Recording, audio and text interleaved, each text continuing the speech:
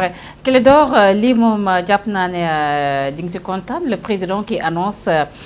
un décret pour réformer le COS Petrogaz en augmentant les places de l'opposition de la société civile pour une gestion plus transparente de nos ressources naturelles. Clédor.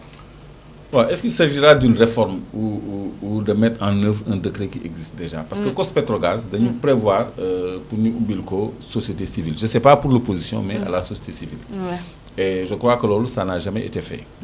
Maintenant, vous faites qu'il y ait une opposition, je crois que c'est une nouveauté, une réforme. Et là, souci de transparence là, et d'inclusivité. Parce que le comité d'orientation stratégique, moi, il faut que nous chambaré la ñu wara def ci walu pétrole ak gaz ak fan lañ ci wara jëm ak naka lañ koy défé donc wut ci ay xalaat yu bari té wuté da ci bax pour que fa ñu jëm ñu bañ ci joom parce que am nañu gaz bo xamné xel ngi am ñaar ndax dañoo wara xaar lu yaakaar doga mëna am pour Sénélec ñi ni dañuy négocier ak BP pour am li ci GTA doxalandi légui suñu pétrole bi génn Sangomar SAR mu ngi xool naka la ko mën a lijjante ñenn ñi ñu ngi xalaat ni il faut qu'une deuxième raffinerie yooyu yëpp ay stratégie la yoo xam ne ci biir comité boobu mën nañu échanger en dehors du débat public pour trouver de véritables solutions donc loolu je crois que société civile comme ni mu amee place ITIE noonu la amee place COS Petrogaz mais rappelez rek ni y a une doublure du COS Petrogaz qui s'appelle GES Petrogaz. Bob aussi, je crois que nous c'est la mamelle du COS qui topoto tout ce qui est gestion en matière de pétrole et de gaz. Donc, bonne gestion, il y a aussi transparence, mais il y a évaluer aussi revenus, il y a tiré de ces produits-là. Alors que le COS, c'est juste pour l'orientation et la stratégie, mais le geste, c'est pour la gestion. Lors aussi, il faut que nous nous familiarisions avec la structure. Geste à COS Petrogaz, je crois que la société civile a une place, l'opposition aussi a une place pour une démarche inclusive. Donc, Lolo, c'est une très très bonne mesure. Loi pour un lanceur d'alerte aussi. Bon, Lolo, c'était annoncé depuis les assises de la justice. Oui. Ci lañu dugaloon dans le rapport final que dinañu initier une loi pour la protection des lanceurs d'alerte. Yàgg nañu dégg président Diomaye Faye ni il faut que ñu def une loi pour protéger les lanceurs d'alerte. Légui ci loi bobu lañuy définir qui est lanceur d'alerte ak type de protection bu muy am. Mais li ci gëna dal xel moy liñ ci toftal moy l'accès à l'information. Mais l'accès à l'information c'est un gage de transparence.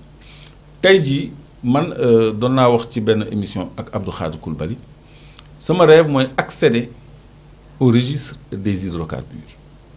Registre des hydrocarbures dañ ci tënk lépp luy contrat lépp luy avenant lépp luy fu suñu pétrole nekk suñu gaz fu mu nekk ak quantité yi ak liñ ciy exploité ñaata la ak fu muy dem tous les détails loolu mooy le registre des hydrocarbures. dafa am une direction des hydrocarbures boo xam ni moom moo koy gérer léegi loolu bu fekkoon ni ñun am nañ ci accès ci débat public bi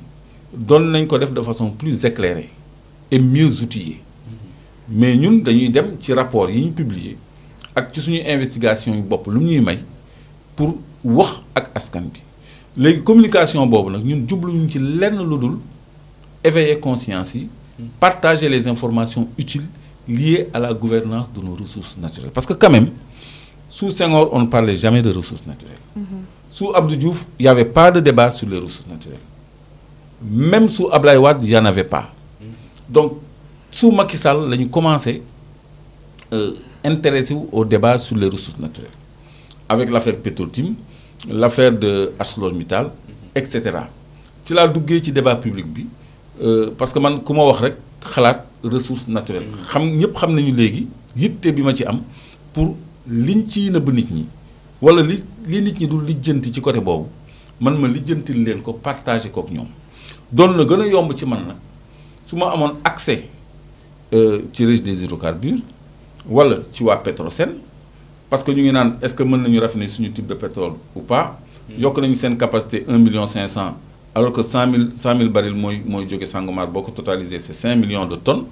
te ñoom capacité 1 million de tonnes ñooñu bu ñu mënee indi éclairage wala ñu ñëw dans le débat public loolu lu baax la moo tax l'accès à l'information à toute l'information man sama côté rek laa wax mais il y a d'autres domaines yoo xam ne journalistes yi bu ñu ci amee accès bu ñu leen ko yombalalee ça procède de la transparence day tax mbir yi gën a leer parce que lu ñu fiy nëbb waru fi am loolu nag dafa laaj ay réformes sur les codes yi nga xam ni dafa am ay code de confidentialité ay clauses plutôt de confidentialité yu ñu ci dugal contrat itam dafa am ay clauses de confidentialité yu ñu ci dugal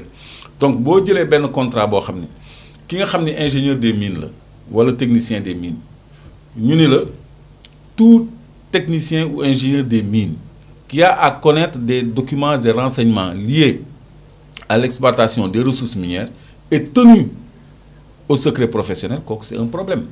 parce que ñi nekk ci milieu bi di ci liggéey clause de confidentialité boobu da leen di tënk kooku limite la ci l'accès à l'information mais c'est une bonne chose déjà de penser à l'accès à l'information c'est une source de transparence donc loolu aussi day nekk en corrélation directe avec la position du lanceur d'alerte bi nga xam ne